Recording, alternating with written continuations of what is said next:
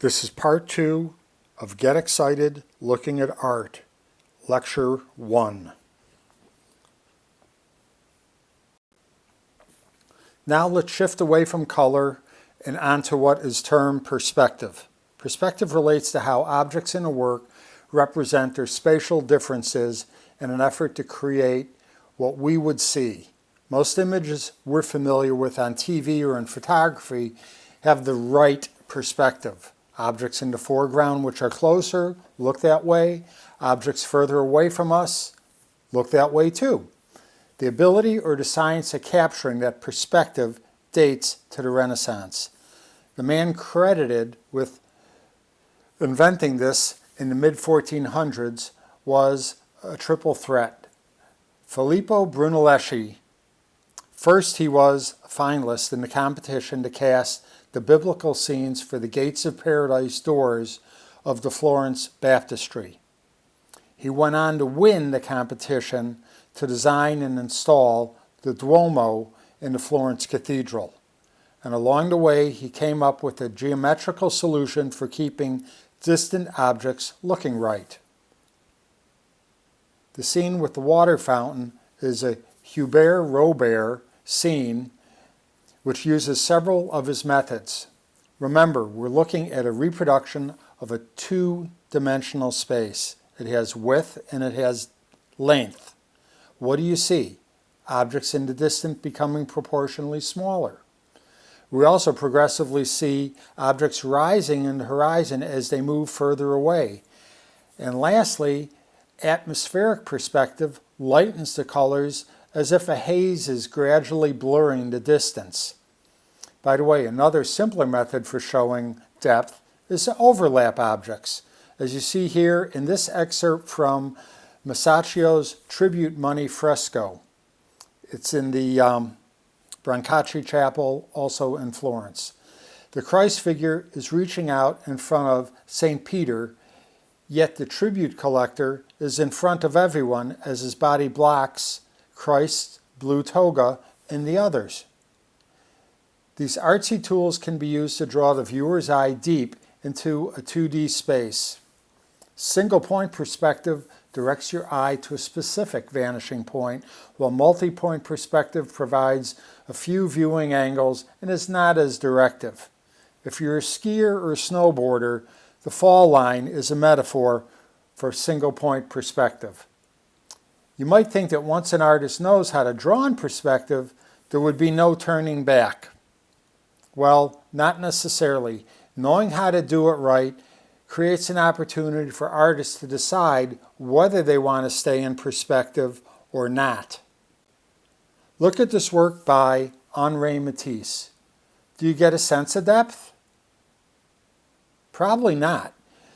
We see the window, but the image outside the window looks no further away than the wallpaper. The same holds with the woman. She may as well be hung on the wall. Do you think Matisse lacked the ability to maintain perspective as he painted? Or do you think he chose to fiddle with it? What do you think? And why might he have chosen to ignore the rules? What did he accomplish by doing so? Another artist tool in the same vein as perspective is known as foreshortening. Let's look at this Dead Christ by Andrea Mantegna from the Brera Museum in Milan. When I first saw this 1470 work, it was hung at slightly lower than eye level in a central corridor. I found exploring this piece very rewarding. The foreshortening and how we fit Christ's body into this compressed space drew me into the work. And again, I asked, do you think Mantegna, in this case, knew better, or did he choose to squeeze the body as he did as a means of stopping you in your tracks? As you look, what are your emotions?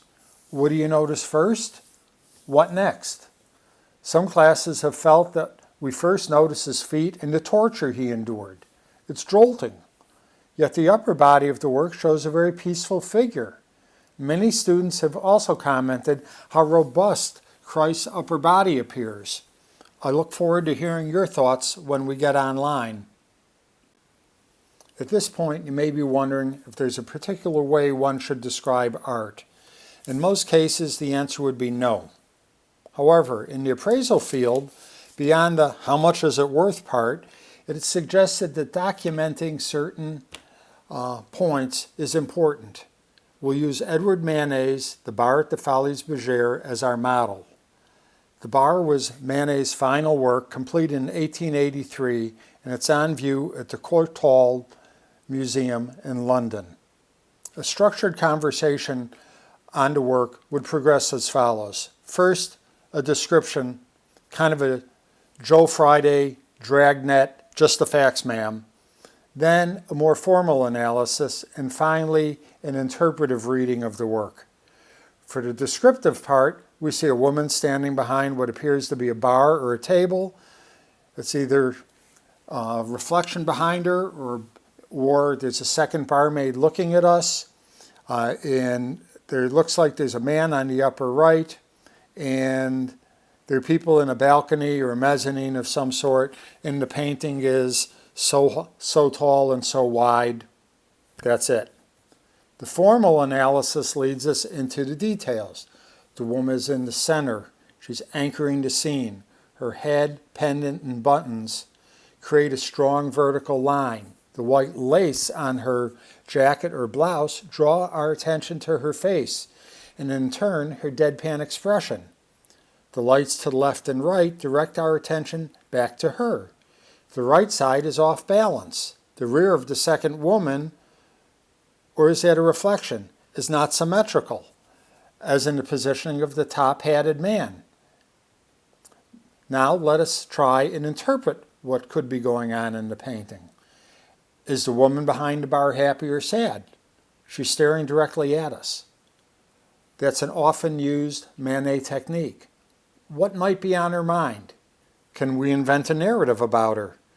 Is that a mirror behind her? Is that the source of the second female image? And what of the man off to the right? How does he fit in? Where does Manet have us standing to capture the action? The rear labels of the bottles help us understand that the barmaid is standing in front of a large mirror, but the reflections skew to the right, revealing the man. Okay, this gets creepy. Is the man gawking? Is he ordering a drink? Or is he propositioning her? She seems bored and has some sense of loneliness or despair. Is she rebuffing him or considering his possible offer? At that time, it was thought that many women working such venues were available as consorts. Alternatively, it could be that Suzanne, the barmaid, is using the counter and her many buttons and high collar to shield her from such mashers. The mirror played an important role. How do you think Manet came up with that idea?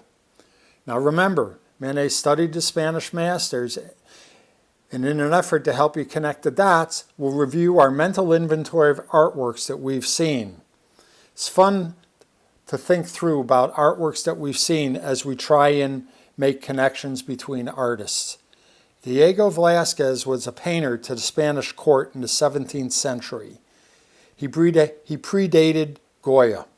Manet traveled to Spain in 1865 to study Velázquez and Goya. Some of Manet's methods are traceable to his visits to the Musée del Prado in Madrid. Las Meninas is a puzzling work. We'll be able to look at this much more closely when we have our Zoom session, because we can zoom in on the different artworks and portions of the artworks. Where are we standing as we're looking at this painting? If we look closely, we can see a reflection in the upper center of the painting. It may be that that's the king and the queen. The artist, the child, the chamberlain are all looking at the royal subject of the painting. The Flemish artist Jan van Eyck used the same mirror trick 200 years earlier. 200 years earlier? Yep, in 1434, the wedding of Arnolfini. In this case, it's the artist and we, the viewer, that are being reflected in that small mirror at the back of the room. This next work by Jeff Wall is large enough that we won't be dependent on having to blow it up as much when we get together. Nearly 100 years after Manet painted the bar at the Folies Bergère, Jeff Wall created The Picture for Women. What is this photo about? What is the action taking place? Here we see a woman behind the counter. Do we see similarities? The techniques relate, and so does the interpretive reading of the woman in each of these paintings, in this work and the earlier painting. That's Jeff himself in the equivalent of the Folies Bergère man staring at the woman from the side. The object of his desire, in this case I'm told it's his wife, has the same disconnected look as Suzanne, the barmaid. And she's facing us, but the camera and Jeff are reflections. It's a huge work, as you notice. It's over 6 feet wide and nearly 5 feet tall.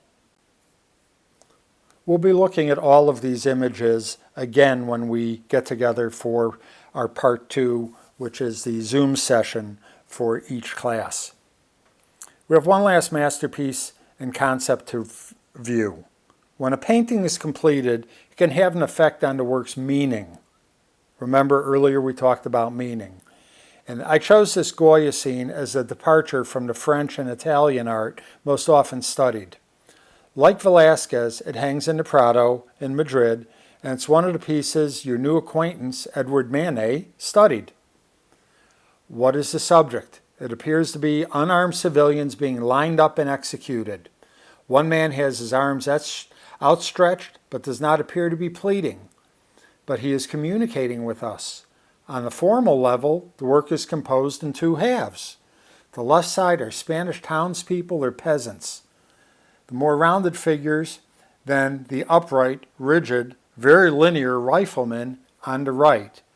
Townspeople are highly expressive, while the soldiers are anonymous with their backs to us. The peasant who's next to be shot stands out due to his white blouse, cruciform arms, and being illuminated by the light. The work, the 3rd of May, 1808, depicts an actual event.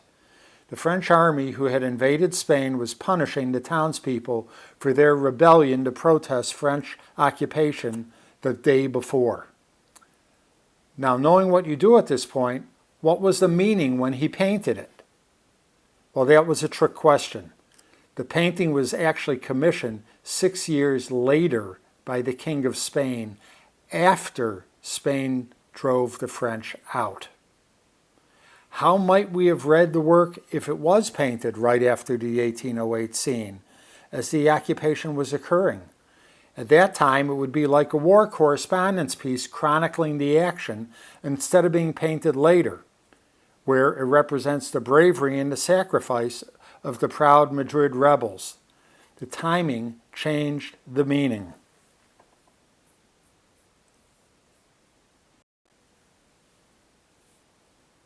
Today we were introduced to many of the ways artists create artworks that engage us.